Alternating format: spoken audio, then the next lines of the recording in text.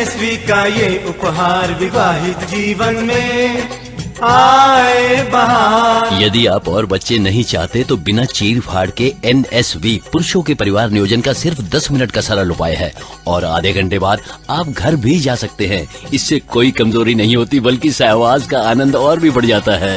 NSV का ये उपहार विवाहित जीवन में आए बहार। राष्ट्रीय स्वास्थ्य मिशन, स्वास्थ्य विभाग हरियाणा द्वारा जनहित में जारी।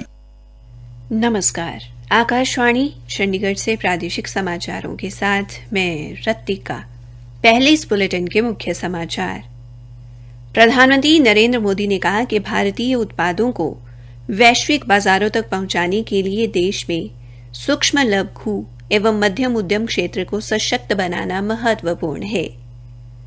हरियाणा को MSME क्षेत्र में उल्लेखनीय कार्यों के लिए राष्ट्रीय स्तर पर तीसरा स्थान हासिल हुआ।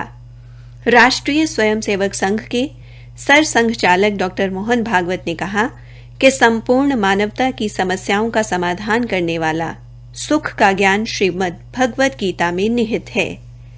आज कुरुक्षेत्र में भगवान श्री कृष्ण के विराट स्वरूप का अनावरण किया गया और हरियाणा, पंजाब एवं चंडीगढ़ में आज मानसून की पहली बारिश से तापमान में आई कमी से लोगों को भारी राहत मिली। अब समाचार विस्तार से। प्रधानमंत्री नरेंद्र मोदी ने कहा है कि भारतीय उत्पादों को वैश्विक बाजारों तक पहुंचाने के लिए देश में सूक्ष्म लघु एवं मध्यम उद्यम क्षेत्र को सशक्त बनाना महत्वपूर्ण है। नई दिल्ली में उद्यमीय भारत कार्यक्रम को संबोधित करते हुए श्री मोदी ने कहा कि सरकार ने स्थानीय उत्पादों को दुनिया भर में ले जाने का संकल्प लिया है और भारत की मेक इन इंडिया आपूर्ति श्रृंखला को मजबूत करने के लिए कई पहलकदमियां भी की गई हैं। उन्होंने कहा कि सूक्ष्म लघु एवं मध्यम उद्यम क्षेत्र देश की अर्थव्यवस्था का लगभग 1/3 हिस्सा है। प्रधानमंत्री ने कहा कि इस क्षेत्र को मजबूत करने के लिए गत 8 वर्षों में सरकार ने बजट में 650 गुना से अधिक की वृद्धि की है। श्री मोदी ने बताया कि आपातकालीन ऋण रेखा गारंटी योजना के तहत सूक्ष्म लघु मध्यम उद्यमों के लिए 3.5 लाख करोड़ रुपए सुनिश्चित किए गए हैं। उन्होंने कहा कि सरकार ने सेवा तथा विनिर्माण क्षेत्रों के बीच की खाई को पाटने का कार्य किया है।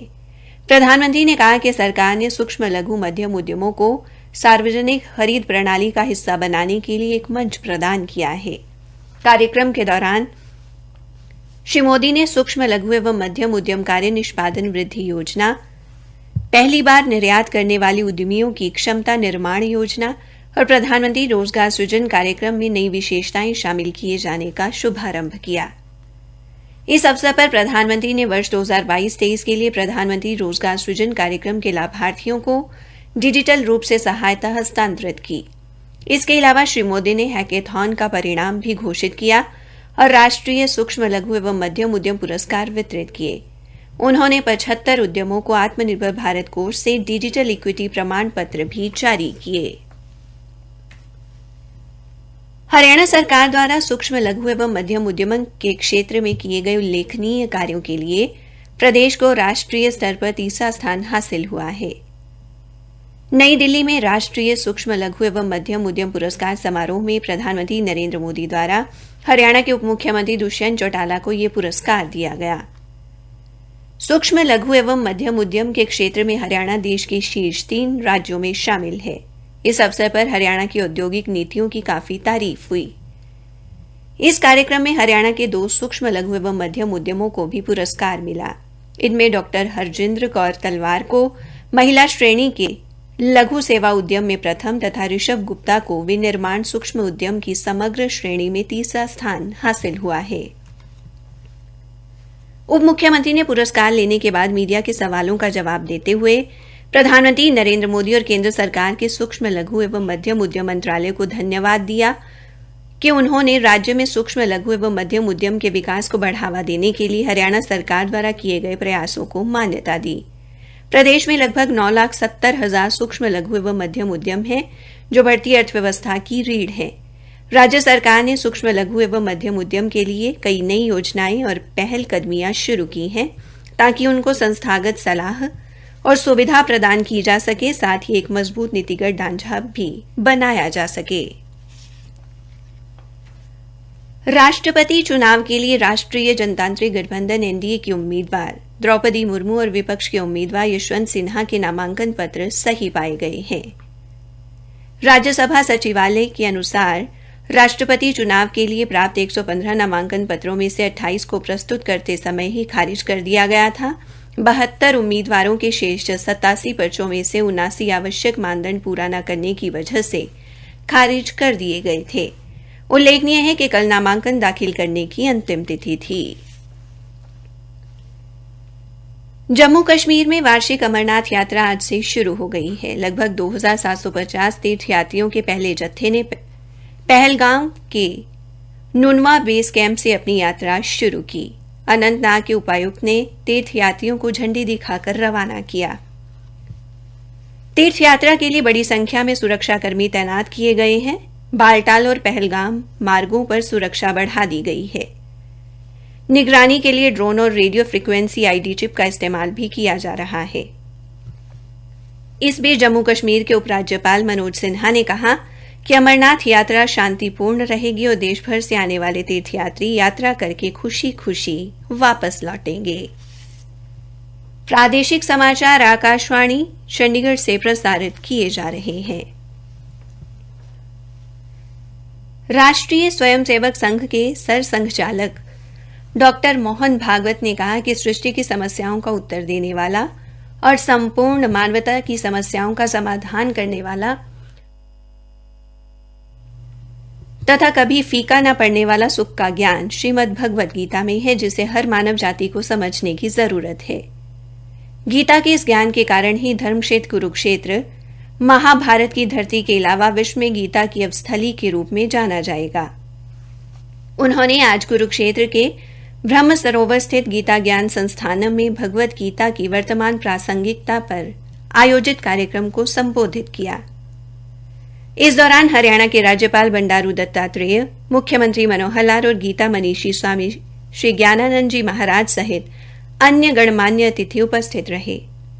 इस अवसर पर मुख्यमंत्री मनोहर लाल ने कहा कि भगवान श्री कृष्ण जी के विराट स्वरूप का आज अनावरण होना बड़े ही सौभाग्य की बात है।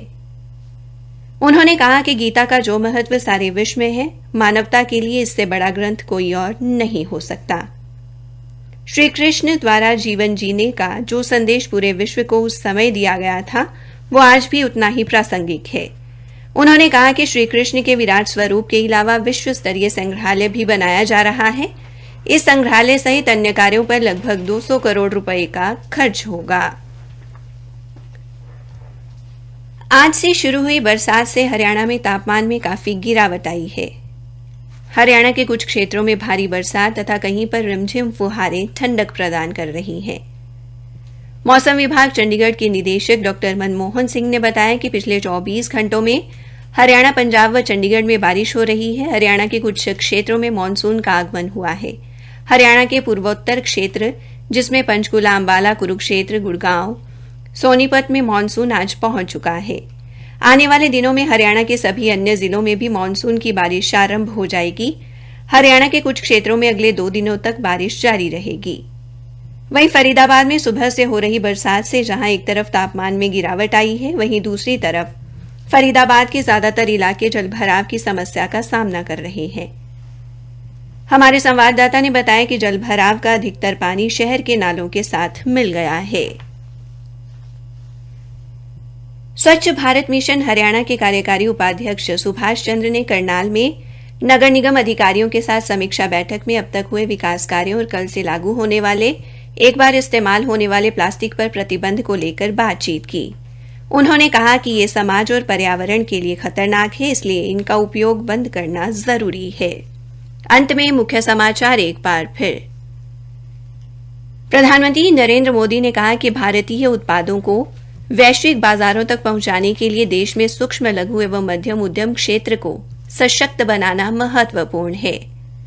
आज कुरुक्षेत्र में भगवान श्री कृष्ण के विराट स्वरूप का अनावरण किया गया और हरियाणा, पंजाब एवं चंडीगढ़ में आज मानसून की पहली बारिश से तापमान में आई कमी से लोगों को भारी राहत मिली।